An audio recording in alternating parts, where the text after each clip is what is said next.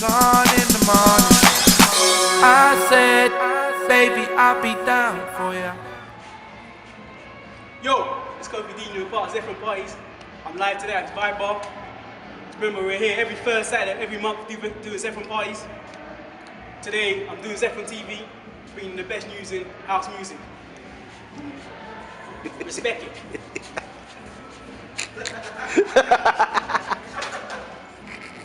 Yes.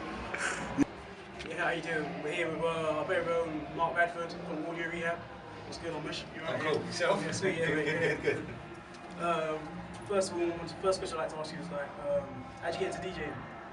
Been DJing since I was about 6 years old. I first started, used to play to my mum and dad in my front room. I had an old battered turntable, a Fisher Price tape deck. Yeah. Used to have like little 7-inch records. They probably weren't even proper records, they were like nursery rhymes and stuff. Yeah. But I used to make my mum and dad sit down and listen to me in the front room. Then I kind of got another tape deck and started recording the top 40s, the top 40 charts. And from an early day, it'd be like parts of the tunes that I didn't like. So I'd kind of dubbed them on the tapes. But back then, you used to have like one tape deck with a play and recording. You used to have to sit them on top of each other. Press play on one and record on the other, so to pick it up. So I started kind of making up my own little loops out of tunes back then. So yeah, since I was about 6. But also been creative from young then. Long time, long time. So what other type of genre were you playing before this? I mean, my first love was hip hop. Yeah. When I was a kid growing up, listening to like Hijack, Tough Jam, Tough Crew, Public Enemy, Heavy D and the Boys, like proper old school stuff from when I was a kid. And my first rave I ever went to was a place called Dungeons on Leabridge Road. I've heard of that, I must have only been about 15, and I swear on a Monday I sold all my hip hop records to one of my pals so that I could go out and buy loads of dance music. Never looked back since. Yeah, it's good if you're doing what you're doing right now. Yeah, so, exactly. Yeah, I mean, I've kind of grown with, I've been through every genre of what you could possibly say the London dance scene. Started off back in the early days of like the acid house raves. Then I got into like the jungle, drum and bass. Then moved on to the garage. When I felt the drum and bass had lost a lot of its soul, you know, went a bit nutty, so everyone went into the garage. So the same thing happened with garage, so I went on to the soulful house, and then where I am now, with like the deep tech stuff. Good. Do you think this deep tech stuff lasts a bit longer than all the other genres? I like to think so. I mean, I personally think it's got a lot of those elements in it anyway. So the longevity could possibly be there as long as we keep the quality of the music high and, you know, try and do decent parties. That's all we can do, really. Yeah, true. I think you're doing very good parties. Like, obviously, I saw you on Sunday. You went back to back with Donae'O. On Sunday, that's one of your artists there. So Outbreak. We got Chris Hogg in the Leicester gang.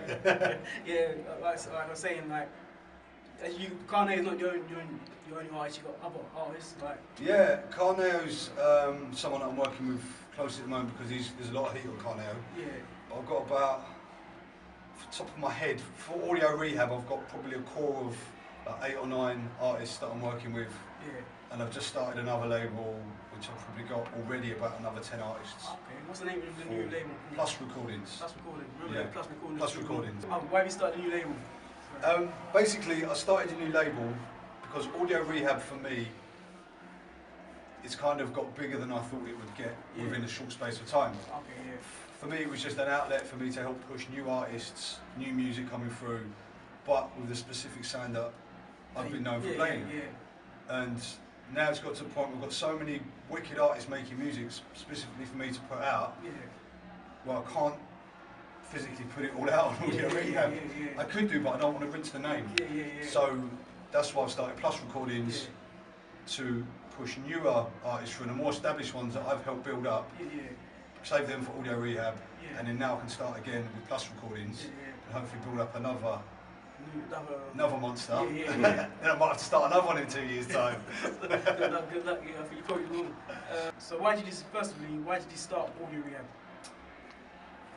Audio Rehab, let me tell you the story behind it. Basically, it was a party that was already running. It was a promotion that was going that I got asked to get involved with. I used to run a party called Keep It Minimal with my good friends Carlos and Ryan. And they keep it minimal. Sorry, Audio Rehab were doing parties over at the House and Terrace, over in Greenwich. And we got invited to come and host the terrace for them one day, and our party went so well that they asked me to become resident for Audio Rehab. And I just fell in love with the brand. I liked how it looked, and they liked my music and the direction I was going musically. And it all just kind of fell into place. Where I got the show on Rinse, I had so many people sending me music, and it was just, I had all this music, and I was like, everyone was saying to me, what can we do with it? What can we do with it? Because there was no sort of UK, London-based label. It was open, accessible for anyone to push the music on. It was very hard for new producers to get heard. So I had this tool of Rinse, where I could just expose all these new artists to the world. And I just thought, what a great platform to be able to do it. You know, I felt privileged to be in that position, so I just thought, let me start the label, put out a couple of tracks, and before I knew it, I had like 20 tunes ready to go. And I was putting out a tune every 2 weeks. Still am now to this day. I can put out a tune a week. But everyone's now saying to me, slow down with Audio Rehab, just keep it a little bit more exclusive, make people wait more for the tunes. So that's why I've started Plus Recordings, because I just want to keep pushing. The amount of talent we've got in the UK is crazy. I know you've got an RS4, he's not from London, is he? RS4's from, I think RS is from Sheffield, I do believe. Yeah, he's making some big bangers right now. Yeah, the Midlands. I've got H.O.U.S.E and Sinister, they're from the Midlands as well. They've really embraced the sound because it's got the bassline element, but it's not as crazy and in your face as the bassline scene was. So I think because it's slower and there's more groove to it, the girls like it more. Even though people say to me, oh, the music you play like really noisy, I'm like, but you're missing the point. It might have mad noises in it, but it's got groove and it's got soul to it still. It has to have nice bass lines. That's the whole point of music. And I think that's why the scene's grown so big so quick, because I heard an element in the deeper tech sounds that I thought could be exploited, that wasn't really being pushed. I'd go to raves and I'd hear 3 hours worth of music, and out of them 3 hours there might have been 3 tunes that I thought, if someone put a set together with all that sort of music, you're going to kill it. I did, and I killed it. Simple. So when an artist gives you a song, what type of sound do you look for before you release it, sort of thing? Even though I've got my, obviously people know me for that deep rolling bassline sound.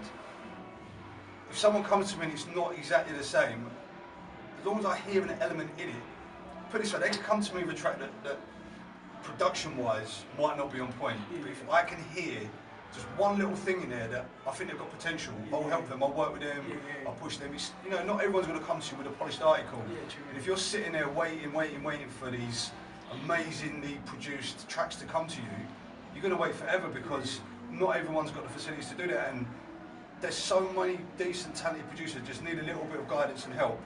So as long as I can hear the raw element that I think that's going to work on a dance floor in there, even if it's all over the place, I'll say, right, this work on it, I'll help you mould it. And I've done that with a few producers, and now the music they're giving me is just like bangers after bangers. So it's worth it. So, who do you think is the...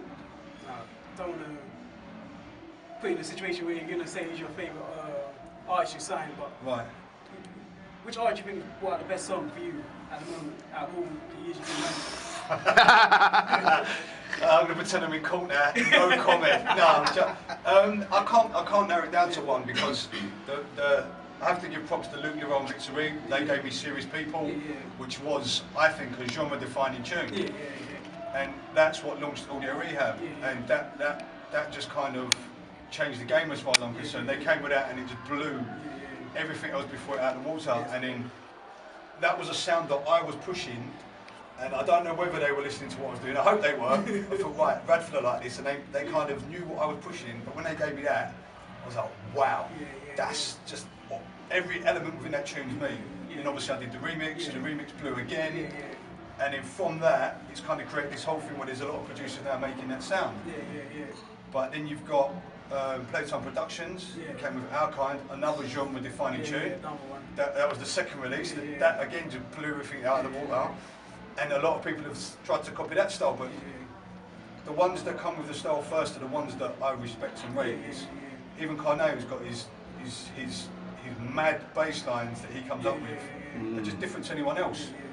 So that's what I try to do. I like to think that everyone I've signed has got their own individual sound, and even though it might come within a certain genre, they're different enough for people to go, yeah, that's blah blah, that's blah blah. I can definitely tell when I listen to like each producer's different sound. Like, so like the H.O.U.S E song. Exactly.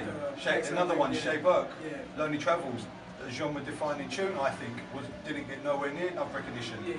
But that again, it's just taking what we had as what started as a little pocket scene in Herbal nightclub up the road on a Sunday night. There was a few of us playing music. Got to big up Lee B for Edwards. He started the movement with me. Can't Stop, Won't Stop, have to big them up because they were the first promoters to give us that break. And then now it's like it's just everywhere you go. Everywhere you go, it's like it's the new genre to be involved in, isn't it? You know, and I'm just happy to be a part of it. Like obviously, I was with you the other day on Sunday. I think it was like Leicester. Chris, you're gonna have to pay me. And you were talking about Ibiza, like the way people reacted to your music when you're out there. Yeah. Like, I mean, it's crazy that the reaction I get, no matter where I go or wherever I play, I get the same reaction. Like people who have never heard it are like, "What is this music?" It just blows people's minds, and I think because not enough people have been exposed to it. Because some promoters are a little bit dubious about, oh, it's the London thing. As soon as we get that, as soon as they see us and know what we're about, no, we're not bad people. We're just making music and want to play music, and it creates a vibe that just, as far as I'm concerned, I don't care what you look like, where you come from, what colour your skin is, what you're wearing on your feet, how you want to dance. As long as you come in that rave and just I can see you're feeling what I'm doing. That's what it's about. And for me, there's not enough raves out there like that. They're too concerned with being politically correct. Oh, we've got to look a certain way, we've got to play a certain sound. Just play music and let people dance to it. And that's the reaction I love. I can go anywhere in the world and play it, and I get the same reaction from even if there's only one person that connects with me. I feel like I've achieved something. You know? Respect it. Yes, You get me? Gone in the morning. I said, baby, I'll be down for ya. You told me